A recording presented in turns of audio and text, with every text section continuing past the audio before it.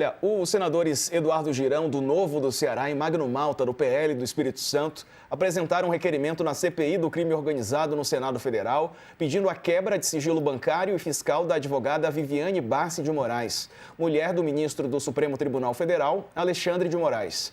O pedido abrange o período de 1º de janeiro de 2024 e 1º de janeiro de 2026, e solicitando também acesso a movimentações financeiras, dados fiscais, investimentos e registros em sistemas de controle de Estado, como Receita Federal, Banco Central e Conselho de Controle de Atividades Financeiras, o COAF. Procurada por meio do escritório Barsi de Moraes, Viviane não respondeu à reportagem. O espaço segue aberto no nosso site. Os senadores solicitaram depoimento, quebra de sigilo fiscal e bancário da advogada Viviane Barsi de Moraes.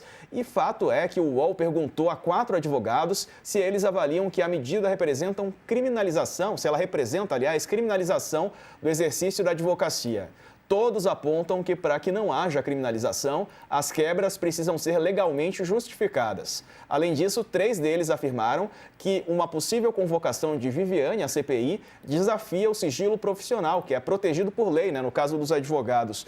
Bom, professor, o que a gente vê é uma movimentação política em torno desse assunto, que é um assunto seríssimo, que está sendo investigado pelas autoridades e tudo mais. Mas é claro que a CPI é um palco político também, e a gente vê um momento de ataque ao Supremo Tribunal Federal, com algumas brechas, é verdade, mas um ataque que é contínuo.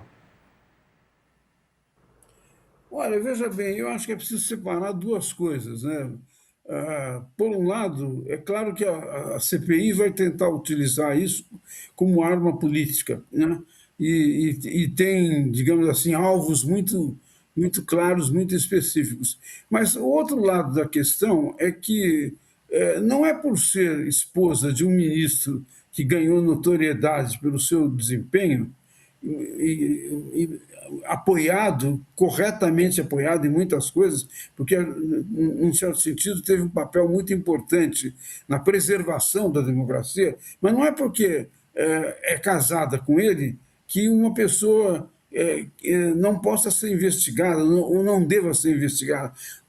Todos os sinais que existem indicam que, pelo menos, investigação deve existir.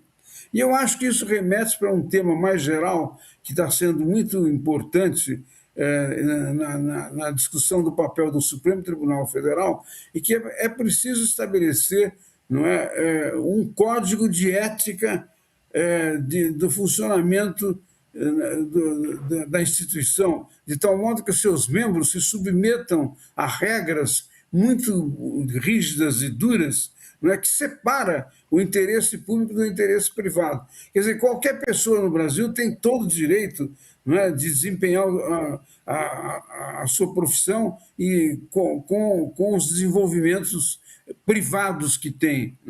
Mas quando se trata de pessoas que estão ligadas de alguma maneira a autoridades, existem regras que devem ser estabelecidas para que não haja choque de interesse, conflito de interesse, e dessa maneira, para a opinião pública, para os eleitores, dissolva completamente a distinção que existe entre interesse público e interesse privado. Quer dizer, Alexandre de Moraes é um juiz importante, tomou decisões muito importantes, mas isso não dá nenhum crédito, nem, digamos assim, positivo, no sentido de que se deveria alguém ligado da sua família, ligado a atos que são considerados não só criticáveis, mas que são passíveis de investigação, que isso devesse ocorrer dessa maneira.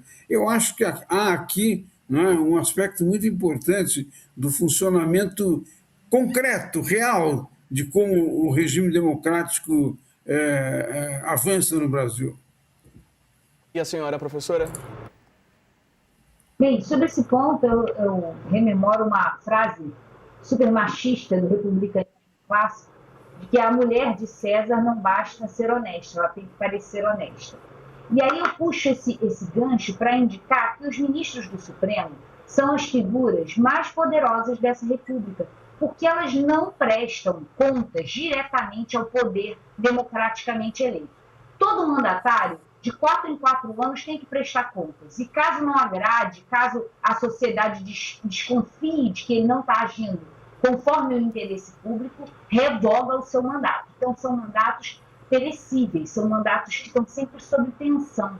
No caso dos ministros do Supremo, exatamente para que eles possam conter arroubos, quando a maioria, quando o povo está contaminado por energias que vão contra os princípios constitucionais, esse é um poder que se constrói de maneira contramajoritária exatamente para conter esses arroubos. Então, eles têm um superpoder que nenhuma outra figura da República tem, que é o poder de revogar, inclusive, decisões majoritárias.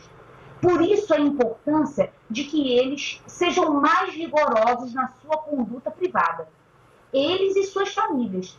As suas famílias não bastam parecer serem honestas de fôlego, mas elas precisam parecer, elas precisam ser mais rigorosas nas suas relações privadas. Daí a importância, como o professor falou, de um código de ética rigoroso, que contenha essas relações entre os ministros, a sua família e a sociedade civil que eles precisam proteger, mas também punir.